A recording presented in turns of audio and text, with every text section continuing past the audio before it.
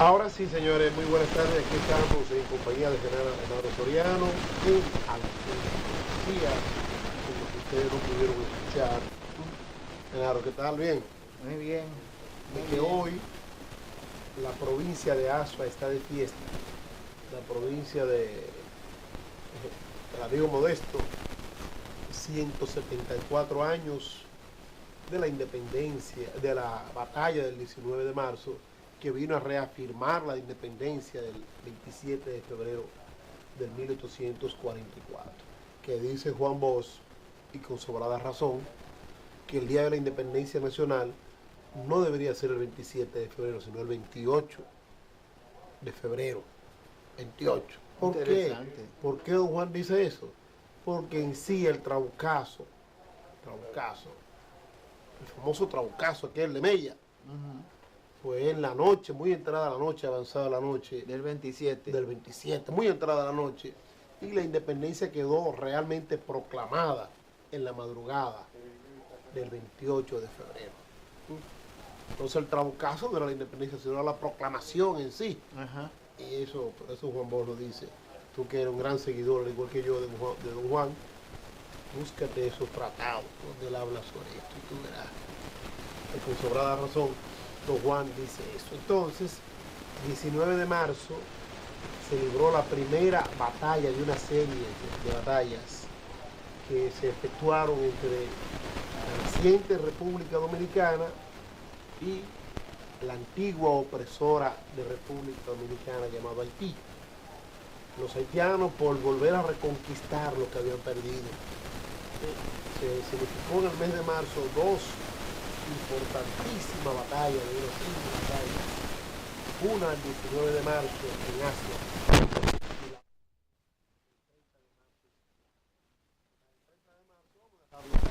Para el Al 30 de 30 de marzo. marzo.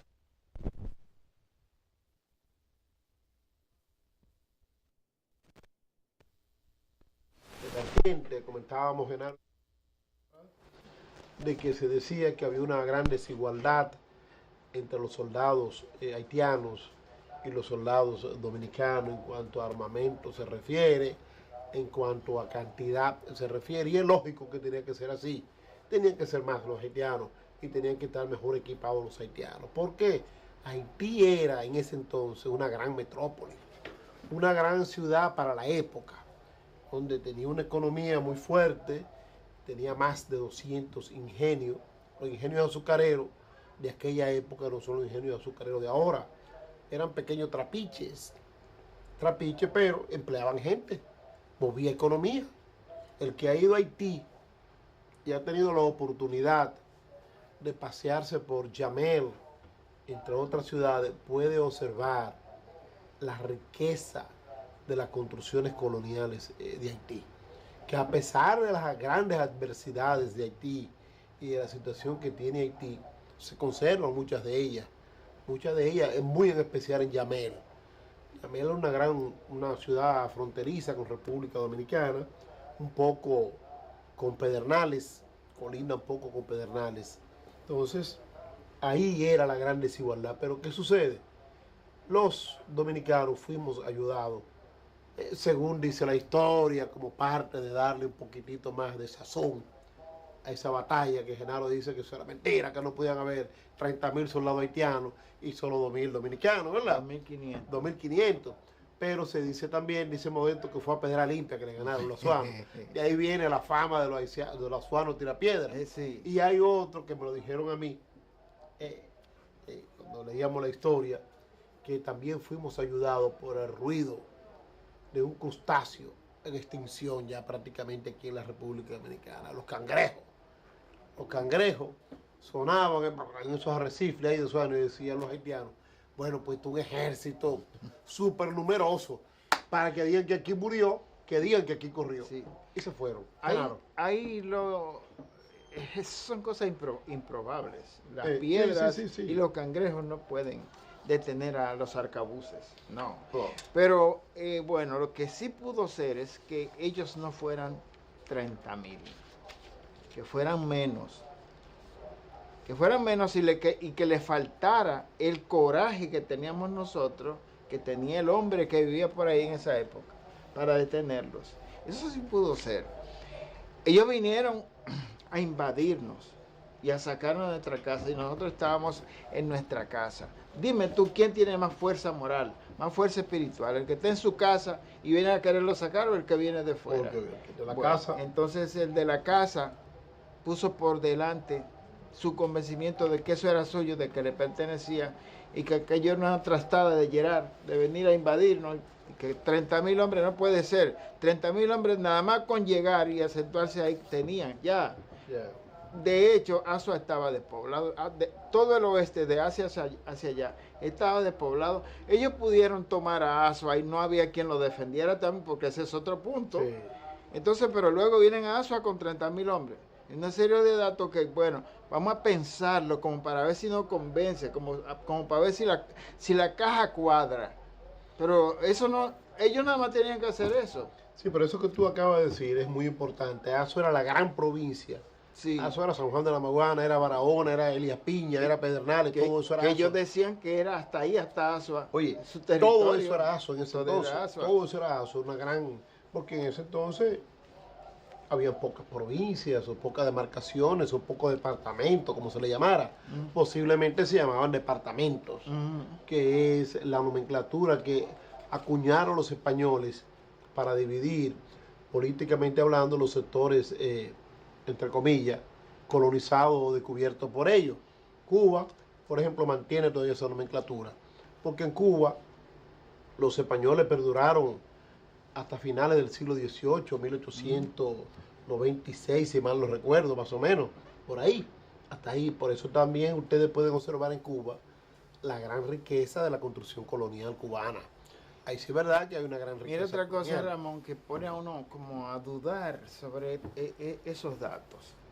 Digo, con todo cuidado lo digo, porque yo no soy historiador, y se supone que esos datos los está dando alguien con reputación para eso. Conoce más que tú y más que yo de historia. Exactamente, pero mira, ¿tú sabes cuántos dialectos hay en Haití?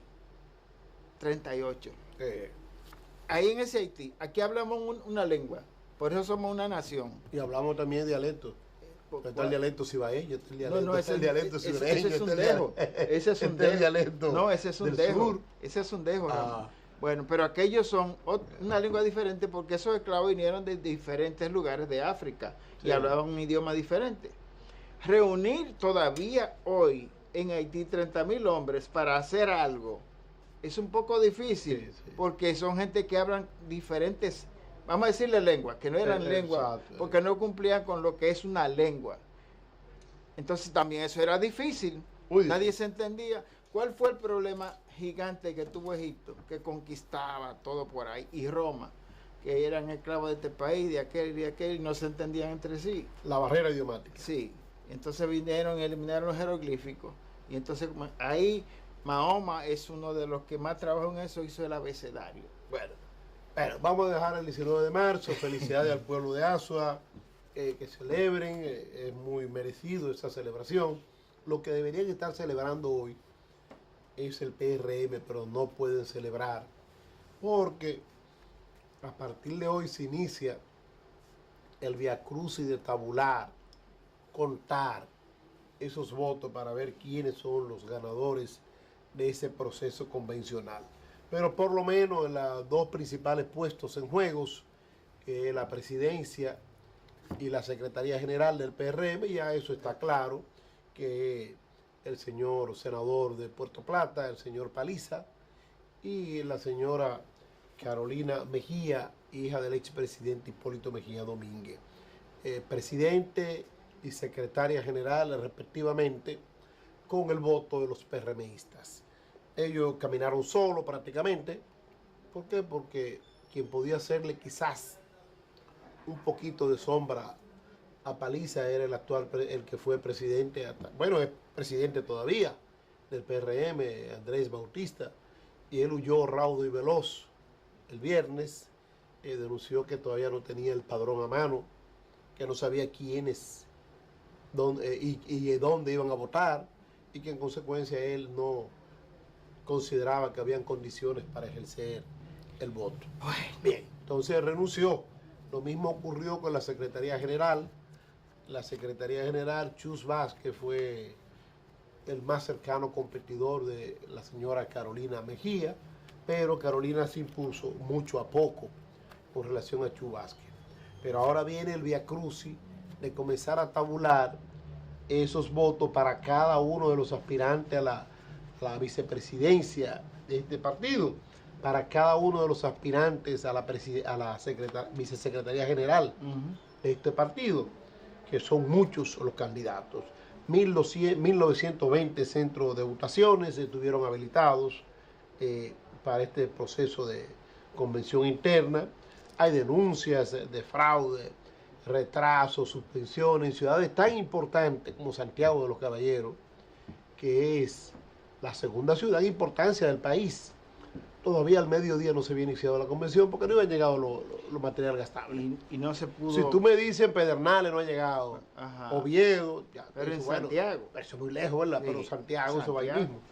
Al parecer No, algo le falló a Tony, pero Tony, que es su primera experiencia en la conducción de un proceso convencional, yo pienso que él per se, aunque le falló la logística, los medios de transporte, los camiones que iban a llevar en su material a los centros de votación, que debió haber garantizado Tony que 3 días antes tuviera eso, comenzar a enviar ese material gastable a pueblos como Dajabón, Pedernales, Barahona, todo el país, Santiago tenía que estar eso un día antes por lo menos, pero era el mismo día, ayer domingo, es que estaban saliendo los vehículos para llevar esto. Genaro Soriano.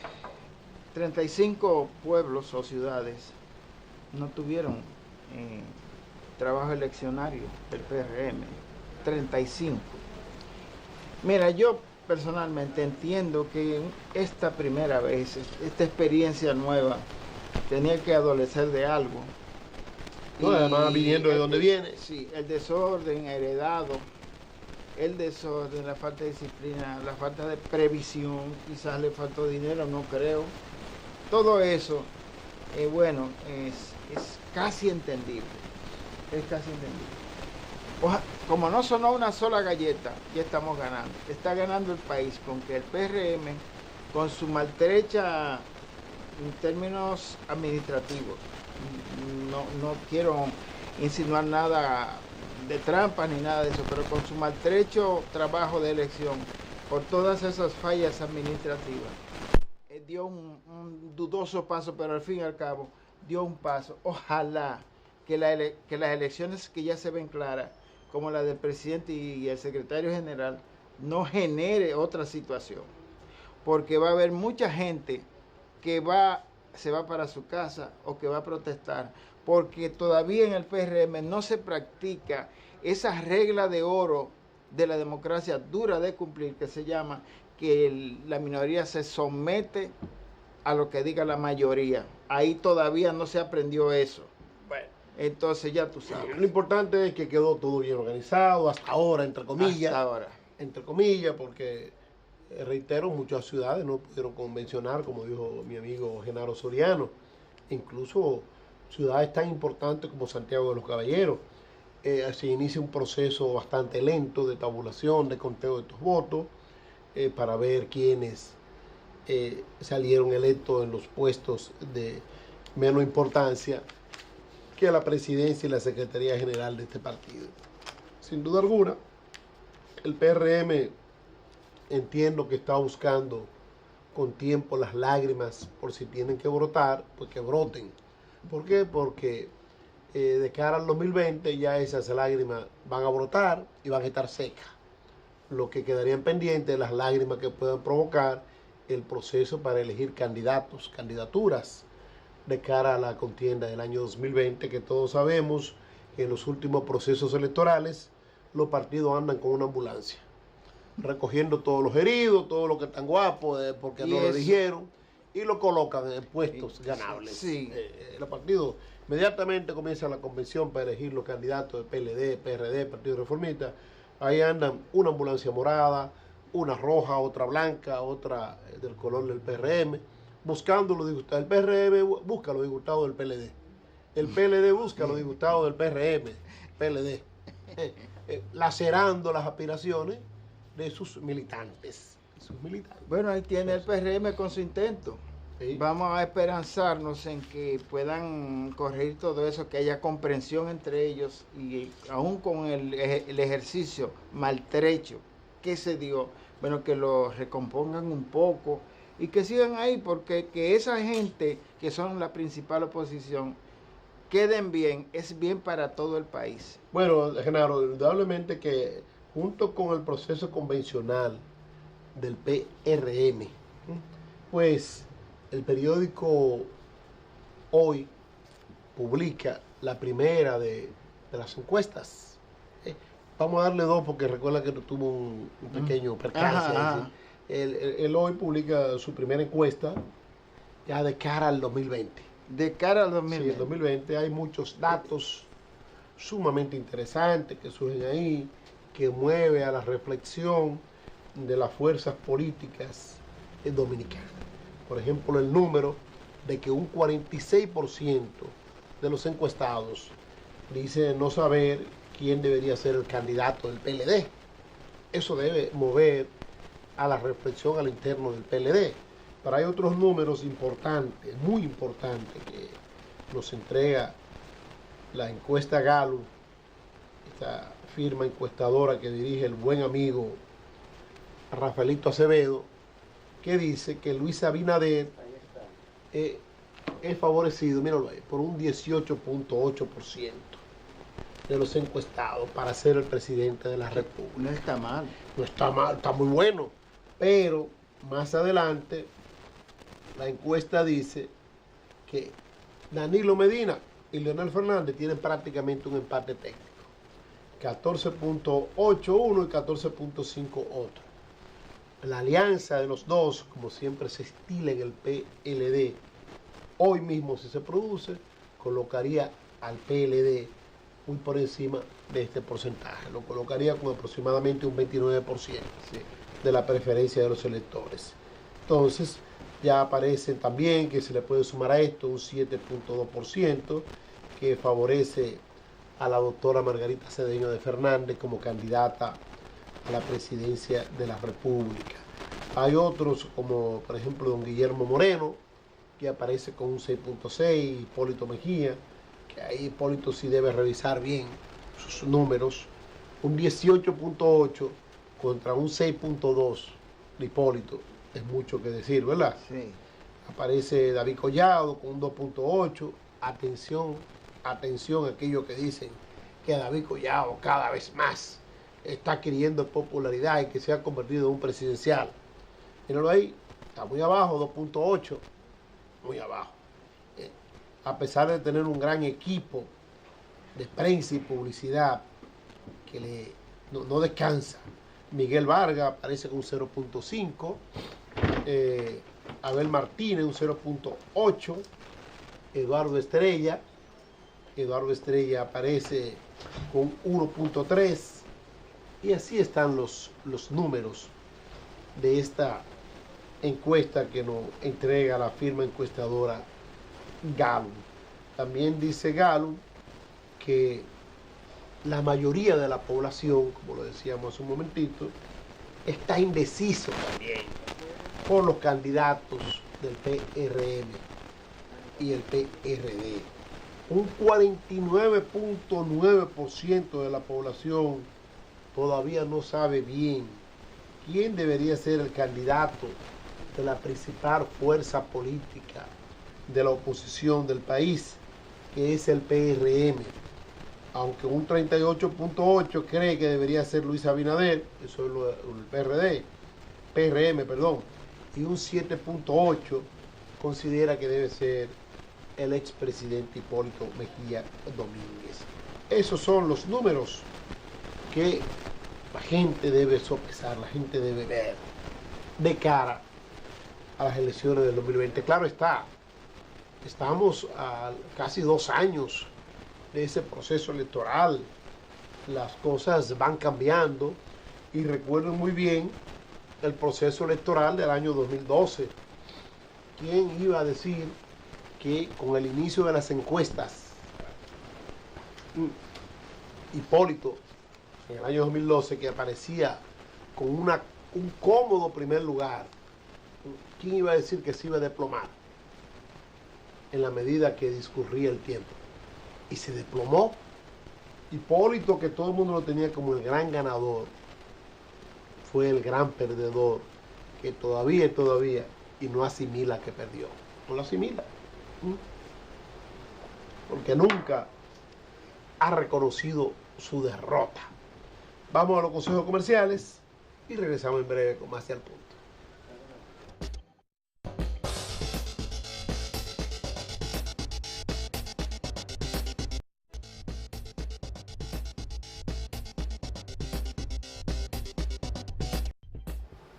Aquí estamos con más de Al Punto.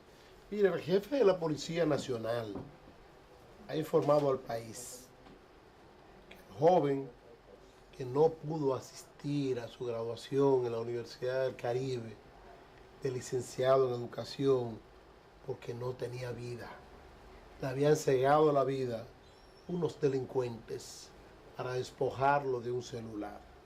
Entonces, ese joven llamado Albert Ramírez Alcántara, de 28 años de edad, según la información que ha dado la Policía Nacional, las investigaciones han arrojado que el asesino de ese joven fue un raso de la Policía Nacional.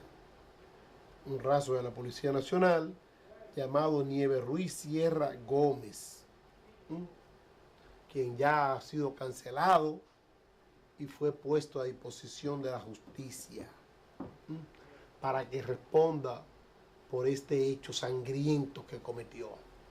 Entonces, ya en las próximas horas se estará anunciando formalmente el sometimiento a la justicia civil de este ex raso policial para ser procesado justamente por el asesinato de este joven.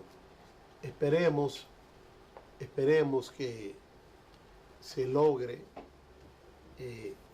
hacer justicia al respecto y que pueda nuestra Policía Nacional resolver este caso, porque no se debe quedar impune, mucho más a sabienda de que existe, ya según la misma policía lo ha revelado, un raso, un alistado de esta entidad que fue el gatillo alegre que le cegó la vida a este joven.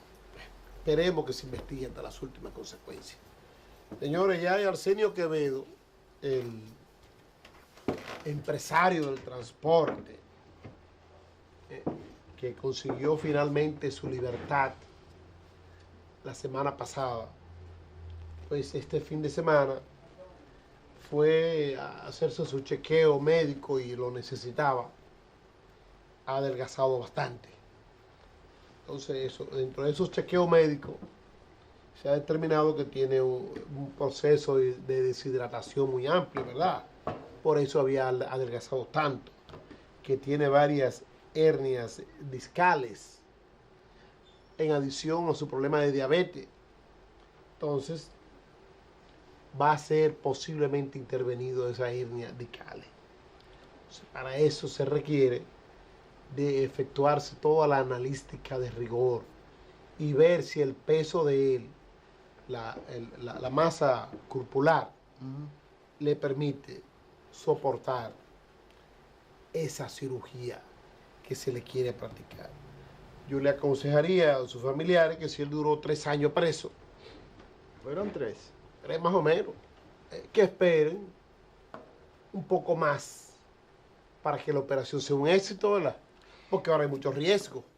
Una operación de una persona deshidratado, con anemia, convaleciente, un proceso bastante delicado. Pero Ramón, si finalmente pues, la Fiscalía va a reintroducir, como se dice en el argot, va a apelar. Va a apelar.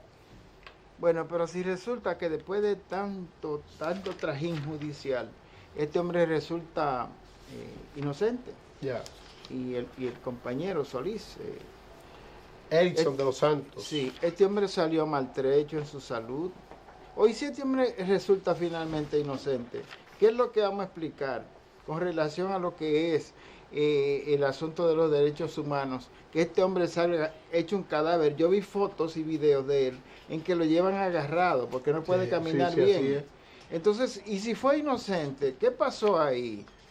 Que hay mucha triquiñuela para enfermarse en la cárcel. Claro. Yo no lo conozco. Pero desde el mismo momento en que se diga que es inocente, yo comienzo a sentir respeto por él, Claro. aunque nunca lo he visto.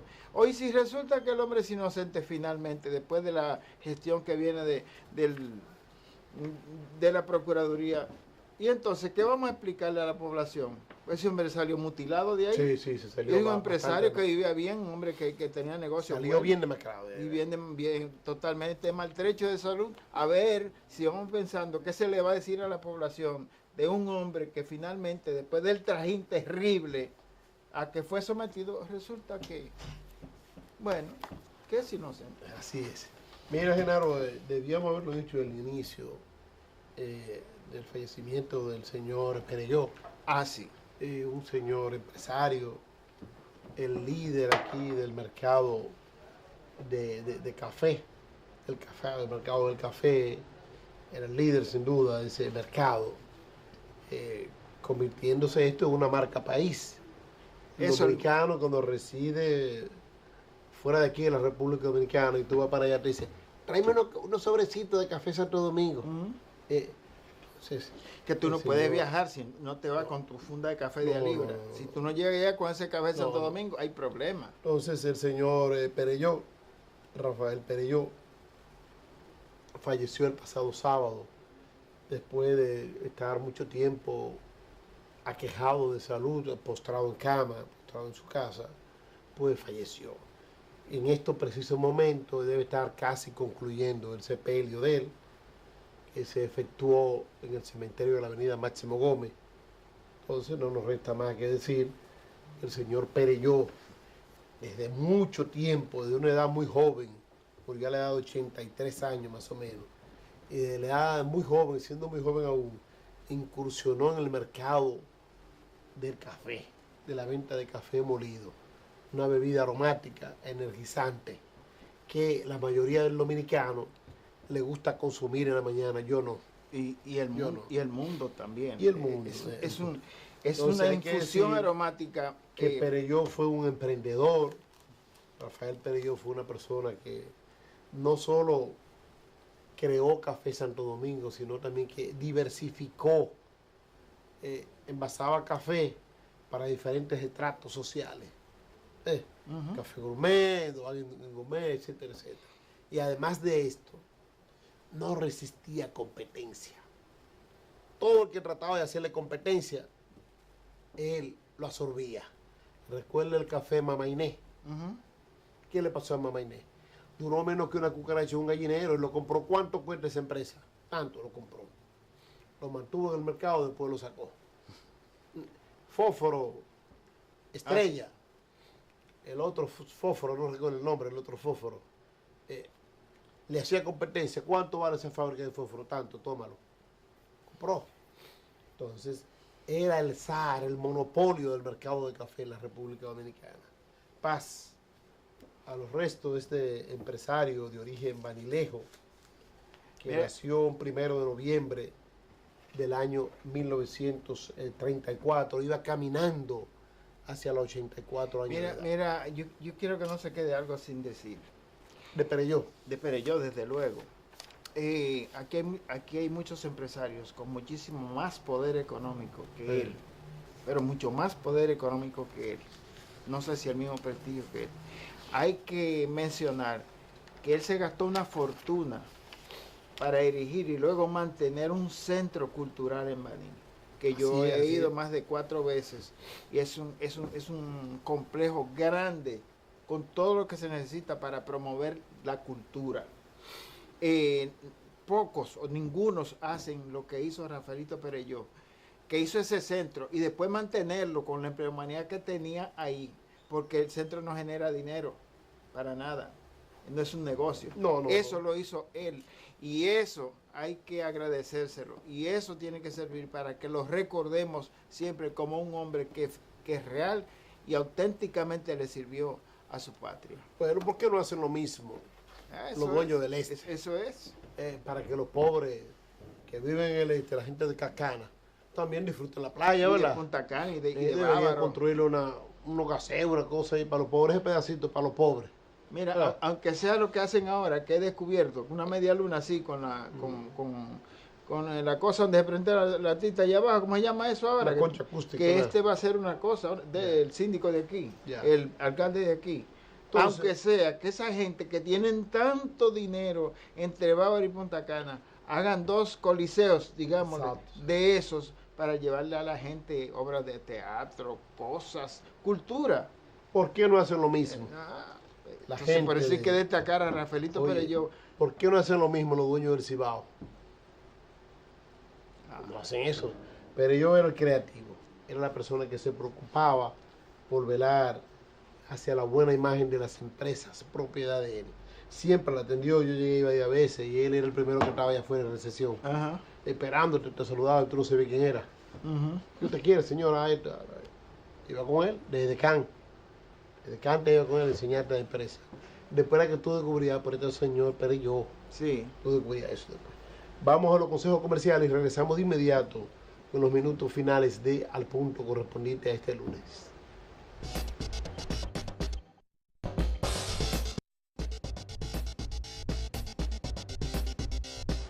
Aquí estamos con los minutos finales de Al Punto correspondiente a este lunes 19 de marzo. Reitero, 174 años de la batalla efectuada un día como hoy, pero 174 años atrás, para reafirmar la independencia conquistada el 27 de febrero del año 1844.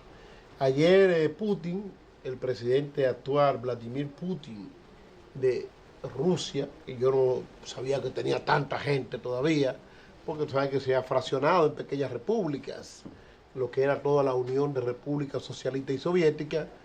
Muchos de esas uniones se han separado y han formado Eran 11 aparte. repúblicas y se fueron. Eran 11 repúblicas. Y se fueron Entonces, 10. O sea, te digo que no sabía que tenían tanto porque ayer más de 100 millones de gente acudió a votar. porque quedó la Federación Rusa. Sí, la Entonces, Federación algunas Rusa. de esas, Estonia, Lituania, toda esa gente también Bueno. pasaron a la Federación. O sea, Bien. se disolvieron y cayeron ahí, algunas Cayeron. de ellas. Bueno, Putin ayer pues logró su sexta o quinta reelección, si mal no recuerdo, lo que le va a permitir gobernar esta gran nación rica, una de las reservas más grandes del mundo en gas natural.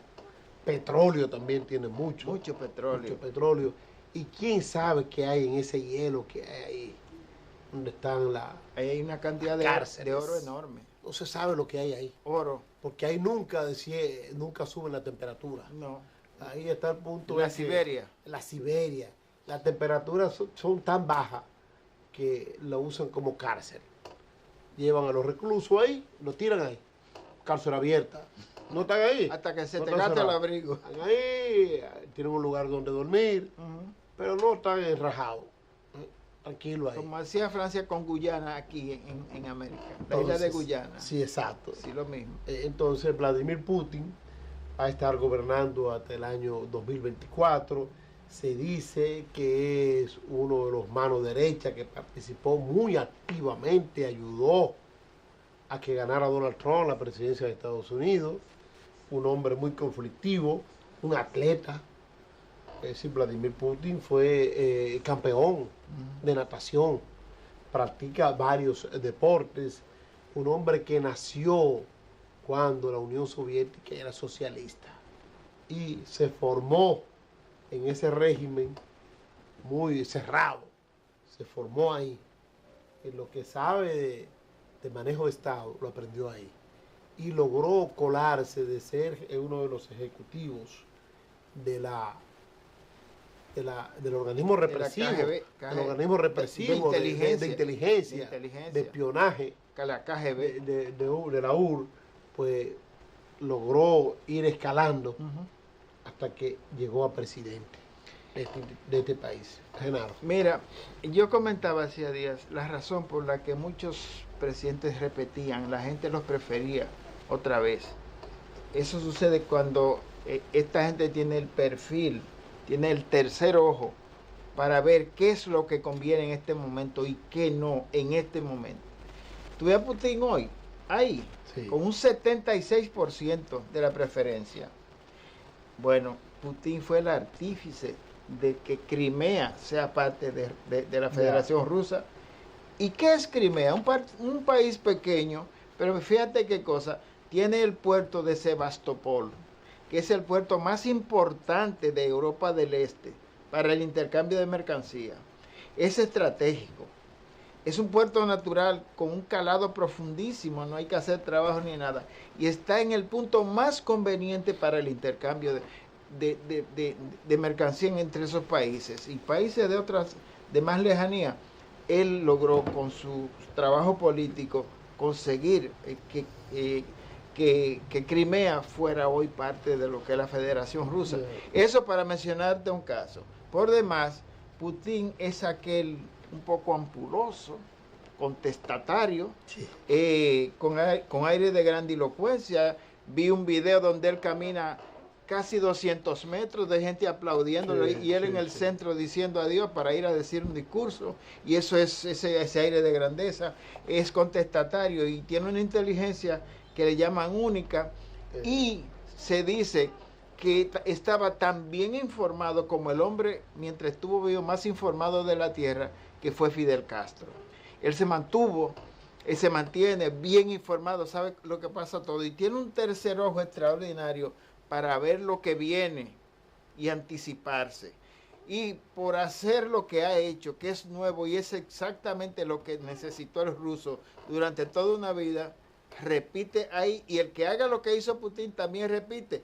Por eso Xi Jinping en China es para siempre, porque es el que logra ver el paradigma que se cayó para ponerle encima el paradigma que debe de ir.